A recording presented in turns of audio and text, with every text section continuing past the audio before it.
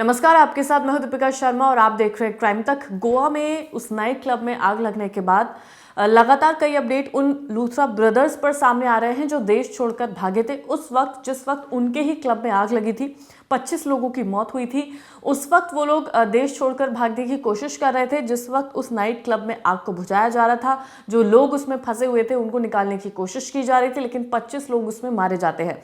अब इन दोनों भाइयों का पूरा नेटवर्क भी लगातार सामने आ रहा है। लूथरा ब्रदर्स के शेल कंपनियों पर बड़ा खुलासे हो रहे हैं। बताया जा रहा है कि 42 ऐसी कंपनियां हैं जो इन्होंने खोली हुई हैं, शेल कंपनियां हैं, उन पर लगातार जांच की जा रही है। नॉर्थ दिल्ली वाले एक ही पते से इनकी 42 कंपनियां जुड़ी हुई हैं।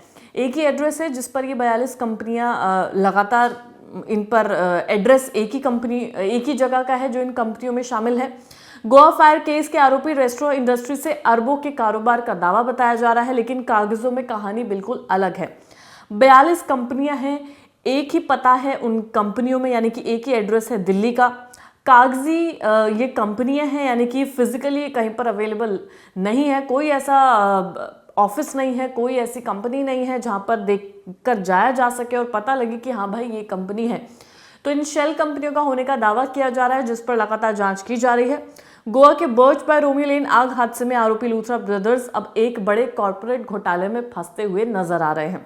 डॉक्यूमेंट्स की पड़ताल में सामने आया कि दोनों भाई 42 कंपनियों से जुड़े हैं, जिनमें से कई कागजों पर ही चलती हुई नजर आ रही हैं। असल में ये कंपनी कहीं फिजिकली है ही नहीं। सवालों के घेरे में अब ये कंपनी नेटवर्क पूरी तरह से है। कॉर्पोरेट रिकॉर्ड्स में दर्ज है कि लूथरा ब्रदर्स डायरेक्टर पार्टनर के तौर पर 42 अलग अलग कंपनियों और लिमिटेड लायबिलिटी पार्टनरशिप में जुड़े हुए हैं। इनमें से अधिकतर कंपनियां एक ही पते पर रजिस्टर्ड हैं और वो जो एड्रेस है वो दिल्ली का बताया जा रहा है। ऐसा पैटर्न आमतौर पर शेल कंपनियों में होता है, लेयरिंग में होता है, बेनामी लेन देन और मनी लॉन्ड्रिंग की संभावनाओं की ओर ये पूरा मामला इशारा कर रहा है। 42 कंपनियां, एक ही एड्रेस और कहीं पर भी कोई फिजिकल कंपनी नहीं है, ऑफिस नहीं है, कोई ब्रांच नहीं है। तो इनमें ये जो इशारा है वो शेल कंपनियों की ओर इशारा करता है। मार्केटिंग कैंपेन में लूथरा ब्रदर्स की कंपनियां थाईलैंड के फुकेत में आउटलेट होने का दावा करती हैं, लेकिन अभी इसके कोई भी सबूत नहीं मिले हैं। यानी कि फुकेत में कोई आउटलेट हो सकता है, इसका दावा भी किया जा रहा है, लेकिन अभी तक उसका कोई सबूत नहीं मिला है, उसकी भी जांच चल रही है। इन कंपनी के कोई ऑपरेशनल आउटलेट नहीं है, जिसका मतलब ये है कि लूथरा ब्रदर्स जिन कंपनियों या ब्रांड का दावा किया जाता है उनके कोई असली दुकान, रेस्टोरेंट, होटल, बिजनेस आउटलेट सच में कहीं फिजिकली है ही नहीं। जैसे कि आप जिस भी ऑफिस में काम करते हैं, आप ऑफिस जाते हैं, वहाँ पर रहते हैं, बिल्डिंग्स होती हैं, लेकिन ये जो कंपनियां बताई जा रही हैं उनमें से कई ऐसी कंपनियां हैं जो फिजिकली एग्जिस्ट करती ही नहीं है। इसके अलावा दूसरा पॉइंटर ये है कि कोई ग्राहक समीक्षा नहीं है। इन बिजनेस के बारे में ग्राहकों का कोई रिव्यू या फीडबैक ऑनलाइन मौजूद नहीं है। आमतौर पर वास्तविक कंपनियों के बारे में लोग रिव्यू देते हैं, समरी देते हैं, फीडबैक देते हैं, लेकिन ऐसा कुछ भी है ही नहीं। कंपनी तो है, रजिस्टर्ड है, डॉक्यूमेंट्स में है, लेकिन फिजिकली नहीं है और कोई कस्टमर भी उससे जुड़ता हुआ नजर नहीं आ रहा है, यानी कि कोई फीडबैक नहीं है। आमतौर पर हम देखते हैं जो कंपनीज होती हैं जिनसे हम या तो कुछ सामान ऑनलाइन मंगा रहे होते हैं या खाना मंगा रहे होते हैं, तो आप उनका फीडबैक भी देते हैं, लेकिन ऐसा यहाँ पर कुछ भी नहीं है। अगला है कंपनी का कोई पता ही नहीं है। ये कंपनियां किसी असली ऑफिस या दुकान के पते पर मौजूद नहीं है। डॉक्यूमेंट्स में एक ही पता बार बार दर्ज किया जा चुका है। दिल्ली का ये पता है जो 42 कंपनियों में, यानी कि एक एड्रेस और 42 कंपनियों में वो एड्रेस रजिस्टर्ड है, जो अपने आप में शक पैदा करता है, लेकिन वहां कोई वास्तविक बिजनेस है ही नहीं। लूथरा ब्रदर्स से जुड़ी कुछ कंपनियां हैं, 42 कंपनियां, जिनमें से जो अहम कंपनियां हैं वो बताई जा रही हैं: OSRJ food and entertainment private limited, being GS hospitality private limited, being life hospitality private limited, being Bharat hospitality private limited. इतनी प्राइवेट लिमिटेड कंपनियां हैं, लेकिन वो कहीं एग्जिस्ट ही नहीं करती हैं। उनके नाम पे महज पैसा कमाया जा रहा है।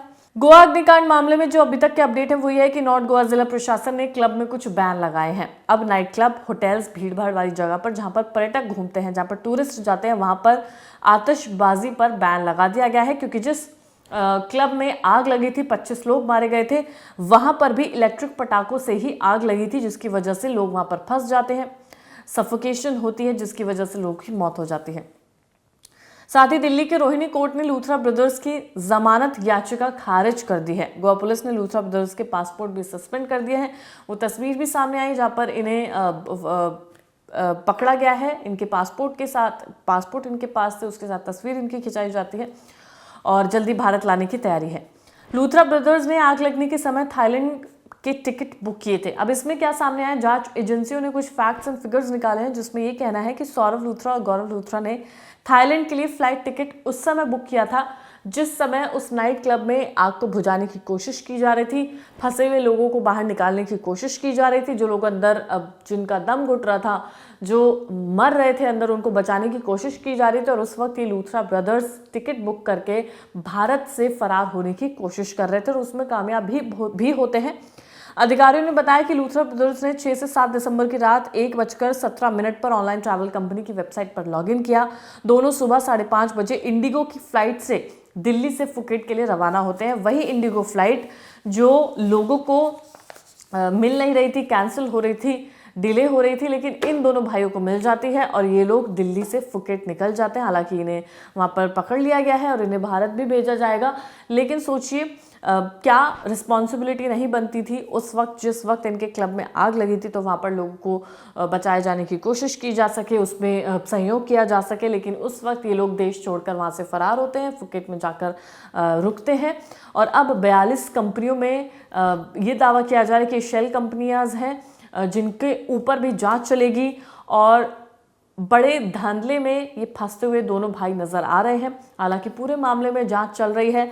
कुछ ऐसे लोग भी हैं जो दूर गांव से गोवा में इस नाइट क्लब में काम करने के लिए आए थे, रोजी रोटी कमाने के लिए आए थे, लेकिन वो अपने गांव वापस जिंदा लौट नहीं पाए।